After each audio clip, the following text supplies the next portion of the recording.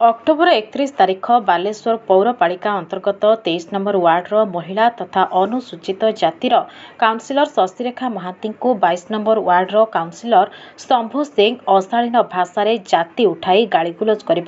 सहदेवखुंटा थाना अभियोग होता। घटनार यह मध्य 10 दिन अतिक्रांत होते एपर्यंत अभियुक्तों कौनसी कार्यानुष्ठान होना बोली एक सांबादिक सम्मेलन में अभियोग कर काउंसिलर शशिरेखा महांती। ए बाबद सहदेवखुंटा थाना गत नवेम्बर 1 तारिख में श्रीमती महांती लिखित अभियोग करथिले। छड़ा परवर्ती समय बालेश्वर पौरपालिकार 11 जन काउंसिलर बालेश्वर एसपी राजप्रसाद को भेटी अभियुक्त श्री सिंह उपरे तुरंत कार्यानुष्ठान पाई दाबी करथिले। यार तदंत करी विहित पदक्षेप नियाजिबो बोली एसपी काउंसिलर मानको आश्वासन देथिले बोली श्रीमती महांती कहिसंती। एठारे सूचनायोग्य जे अक्टोबर 31 तारिख में शशिरेखा वार्ड्रे विभिन्न विद्युत खुंटरे इलेक्ट्रिक बल्ब लागुवा बेले शशिरेखा सेठारे उपस्थित होई कार्य को अनुध्यान करुथिले। एही समय श्री सिंह सेठारे पहुंची बल्ब लगाउथुवा कर्मचारी मानकु गाड़ीगुलज करबा संगे संगे एठी काहेकि बल्ब लगाउछ बोली कहिथिले बोली श्रीमती महांती कहिसंती। शशिरेखा यार प्रतिवाद करिबारु श्री सिंह तांको उत्तेजित होई जाति उठाई अश्लील भाषा गाड़ीगुलज करथिले बोली सांबादिक सम्मेलन में श्रीमती महांती कहिसंती। शशिरेखा ए बाबद थाना अभियोग करबा परे श्री सिंह मिछरे एक पालटा अभियोग थाना देथिले बोली से कहिसंती। उक्त दिन शशिरेखा स्वामी चाकरी जाइथिबा बेले तांको नामकु मध्य मिछरे एतला जोड़ी श्री सिंह थाना अभियोग करिसंती बोली से कहिसंती। घटना तो आम से दिन मैंने आम वार्ड लाइट लगुवा समय कार्यरत समय मुझे तदारख करने जाइए तदारख करी 22 नंबर वार्ड काउंसिल हठात कि आसी पहुँचले माने प्रथम आसिले आसिक से भाई आमर जे लगौले लाइट कहले माने माने भाषा माने बोल कौन कर मु लाइट लगौची देखी पार ना कौन ना मुझे कही लगे लाइट लाइट सी मैंने आश्चर्य अनिले तो कौ लाइट ना लिस्ट दे लाइट कहला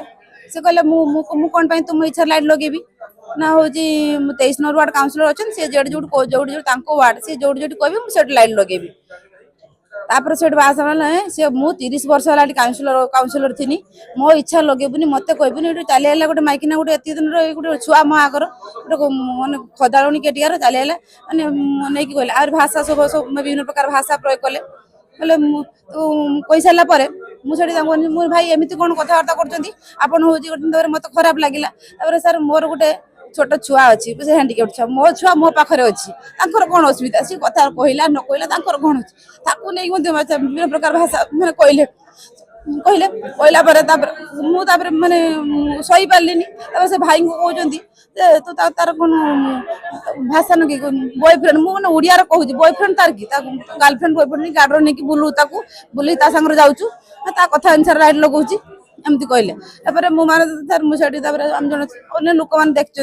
अच्छा से मुझे पलैगली घर को जाकि घर एमती कथा तार पुलिस द्वारस्थ हेली पुलिस सार द्वारस्थ है सार जहाँ कार्यानुष्ठान केस फाइल एसपी सार मुझे देखा विरुद्ध जमी आसिक देली सी मो स्वामी सार जड़े शिक्षक अच्छा ना सार से मिछरे गोटे गिरफ कर थंटी कौन कौन कर ठीक से जानी कि ना गोटे एतला देती से आज जन स्थानीय भाई अच्छे दुई जन ना से संपृक्ति ही ना से एरिया ही नथिले कि ना से दुई जन भाई ना मो स्वामी ना दुई जन ना माने मिछरे माने केसटा गोटे माने केसटा जमी डिसमिस हो जाऊ आम तो मिछरे जाऊनी ना मोर माने प्रशासन को माने धन्यवाद देवी से मोर माने कार्यानुष्ठान ग्रहण कर केस फाइल कर मोर दाबी दंड दि जाऊ माने कोर्ट फॉरवर्ड करा जाऊ अरेस्ट करा जाऊ दंड दि जाऊ। शशिरेखा काउंसिलर हेबा दिन ठारू तांको विरोध रे उद्देश्यमूलक भावरे श्री सिंह कार्य करी आसुछंती बोली बालेश्वर पौरपालिकार उपनगरपाल कैलाश चंद्र सेठी अभियोग करिसंती। पुलिस घटनार निरपेक्ष तदंत करी महिला काउंसिलर को बीच रास्तार खराब व्यवहार प्रदर्शन करिथिबा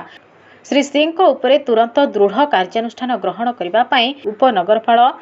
कैलाश चंद्र सेठी दाबी करिसंती। एही सांबादिक सम्मेलन में बहु काउंसिलर उपस्थित रहिथिले। आमे जो माने जाति उठे गाड़ी देवा आशालीन व्यवहार को आम से 12 जन काउंसिलर जी एकत्रित हो घटना को आम निंदा करुचु विरोध करुचु एकत्रित हो आम गोटे सामाजिक सम्मेलन करुचु आगो को जमीका कौन महिला काउंसिलर मान प्रति एभलिया घटना न घटू यह हूँ आमर दाबी तांको सांगरे आमर माने कौन शत्रुता भी नहीं ना थिला ना एबे मध्य अछि जेहेतु से गोटे महिला काउंसिलर रही सांगरे एभलिया आशालीन व्यवहार पई आमे एभलिया तांको आमे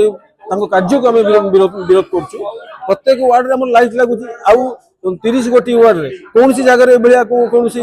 डिस्टर्बेंस नहीं जी जहाँ एरिया काउंसिलर से माने तांको लाइट लगौछंती तो से कोन को बारंबार तांको वार्ड हस्तक्षेप कोन पई करूछंती तमे 22 नंबर वार्ड रो काउंसिलर तमे 22 नंबर एरिया रे तमे काम कर से 23 नंबर वार्ड रो काउंसिलर से तांको एरिया रे से काम करछंती तांको एरिया रे अजता हस्तक्षेप करी डिस्टर्बेंस करवाटा एकदम ठीक नो मामला रुजु हेची एफआईआर की मामला मध्ये रुजु हेची पुलिस प्रशासन को आमे निवेदन करूछु इनक्वायरी करी दोषी विरोध में कार्यानुष्ठान ग्रहण करा